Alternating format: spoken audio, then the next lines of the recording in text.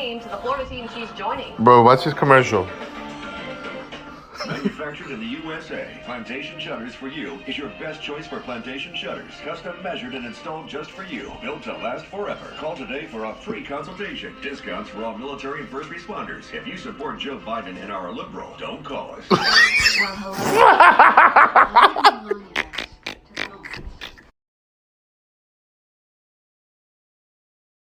When it comes to 3-year-old Zaylee Rasmussen, it has been determined by this court.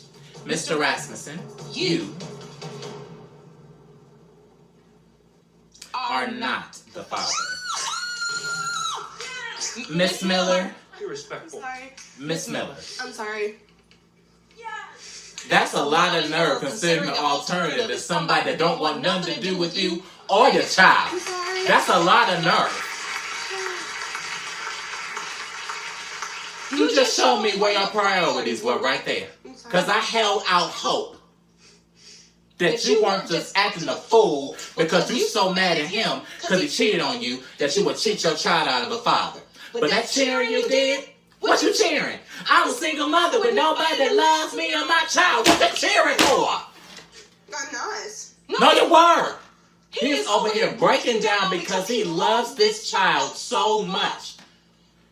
I sit here day after day after day with women hoping a man would drive 16 miles to see their baby, much less 160 miles each way, and abide by a court order and sign a birth certificate and come day after day and week after week so they can grow visitation and have a relationship with the child. And you have no compassion for not just him, but for Zaylee. She's 3 years old. Now, he's not just going to be heartbroken. We got to break this news to her. And y'all over here cheering like it's a sport. This is this baby's life. And I asked you, where's this other man? I don't know. And you know he don't want nothing to do with you? Sit up there cheering. Mr. Rasmussen, I am so sorry. I know this hurts you. Thank you, Your Honor. I don't know what I'm going to do. She's my whole world. Everything I do is for her. She was the reason I went to work every day. I know you have a bond with her. I feel like my whole world is in ruins now.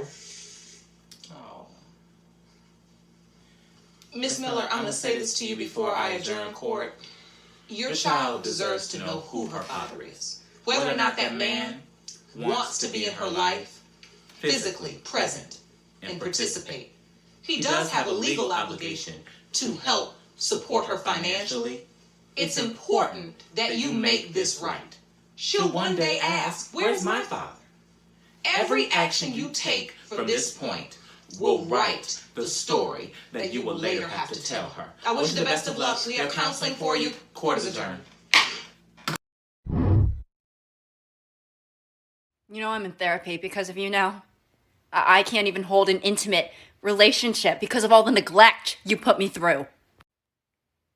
What? And of course the only time you come to see me is when you need money, right? Is that what you need? More money? I just want my fettuccine alfredo and like a salad. You know what? Of course. Coming right up. Olive Garden. When you're here, you're family.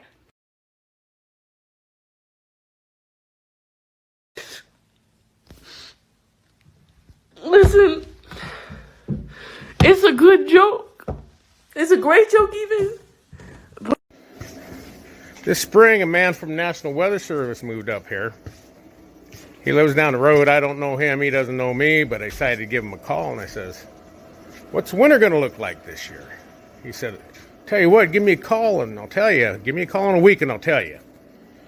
So I get out there, and I start busting my ass, get my firewood put up. I give him a call in a week. I said, what's it looking like now? He says, it's going to be a bad winter. So I get out there, I start busting my ass, get my firewood put up. I give him a call in another week. I said, what's it looking like now? He said, it's going to be a bad, bad winter. So I get out there, start busting my ass, getting my firewood put up. I call him up in another week. I said, what's it looking like now? He said, it's going to be a bad, bad, bad winter. So I get out there, I bust my ass. I've got 15 cord of firewood put up. Let me show you here.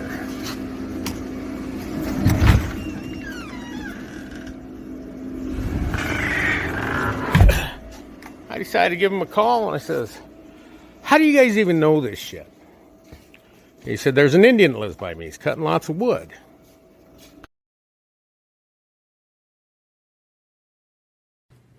Two, three. Oh! Holy cow! This is a prank, right? Where'd she go? Holy cow! Where'd she go? Oh my gosh! Oh my gosh! What did you do? Ava, where are you? Where'd she go? Ava! Seriously, quit messing around. Where'd she Okay, go? here you are. Are you in here? Mom! Oh my gosh! Dude, I can hear her.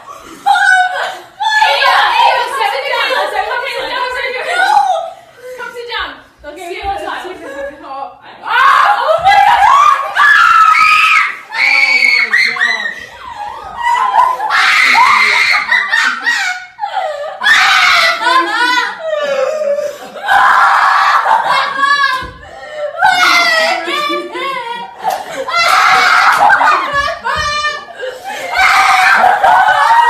One.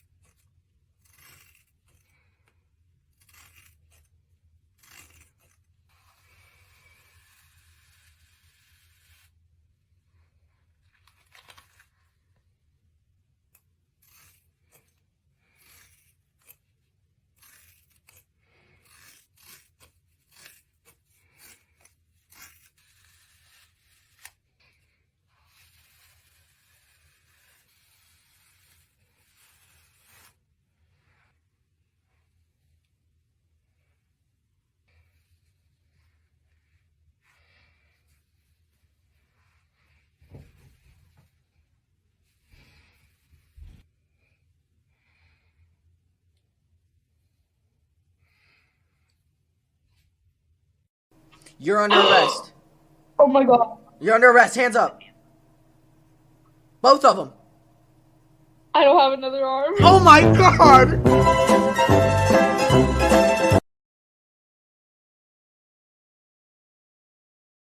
Okay, people are always asking me this. What exactly happened to Adam Ruins Everything? Happy to tell that story, but it is a little bit weird. So I made Adam Ruins Everything for close to 5 years for True TV, and we were a hit for that network.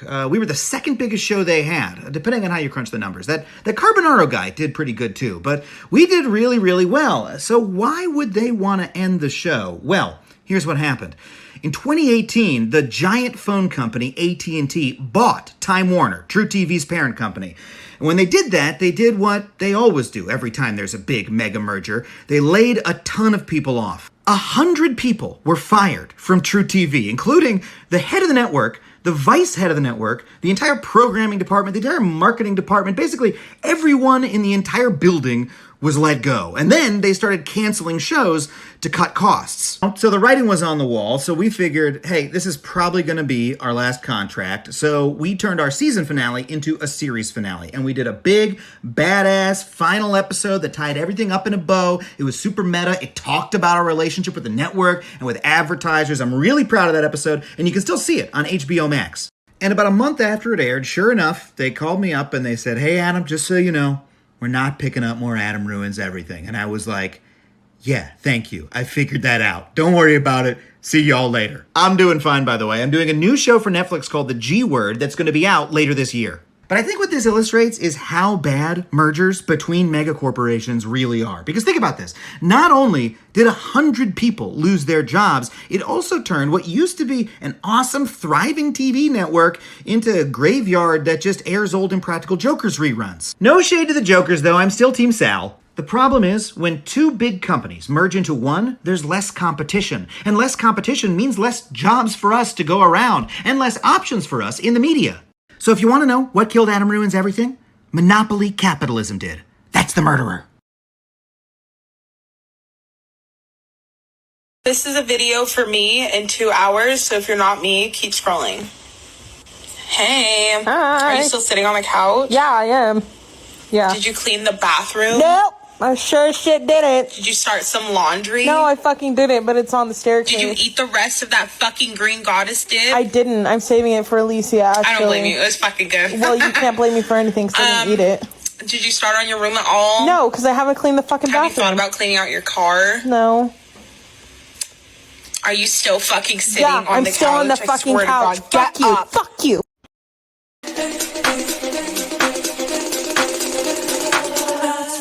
Drop with it, lean with it, rock with it, snap with it. All my ladies, pop your backs with it. With it, drop with it, lean with it, rock with it, snap with it. All my ladies, pop your backs with it. With it, drop with it, lean with it, rock with it, snap with it. All my ladies, pop your backs with it. With it, drop with it, lean with it, rock with it, snap with it. All my ladies, pop your backs with it.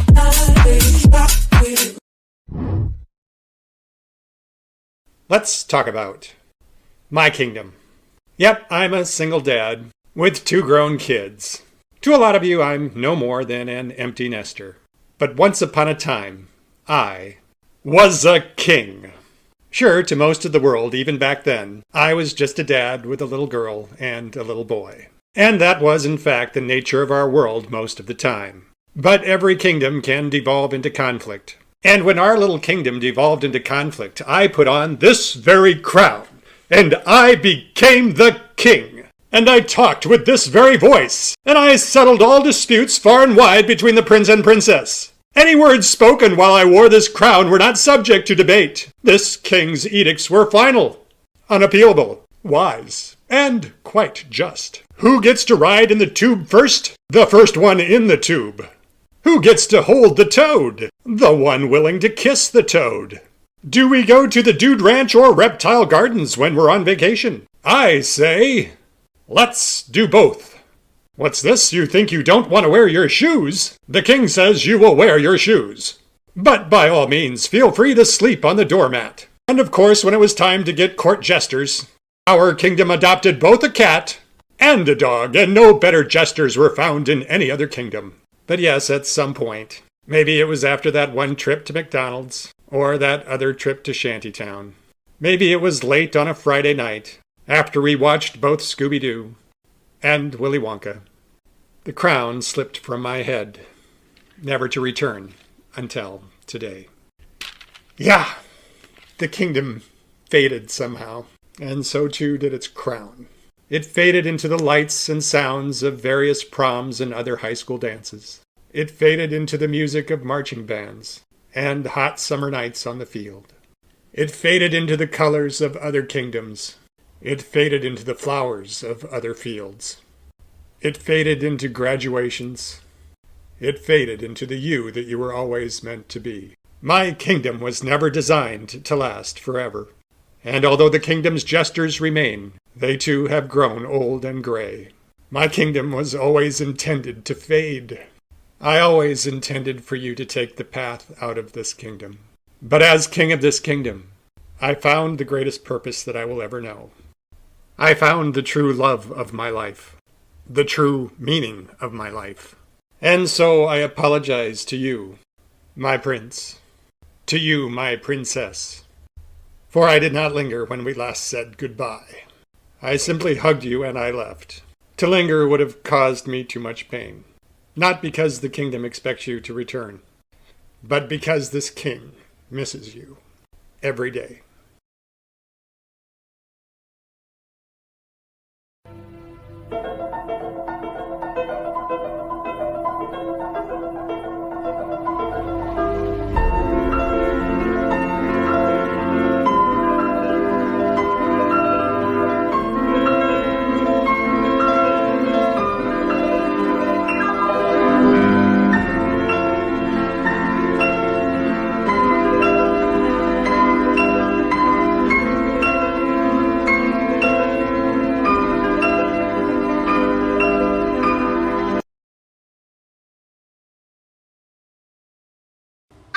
If you don't like the male version of yourself, you should lower your standard. Does that mean I should lower my standards to trashy white Jesus?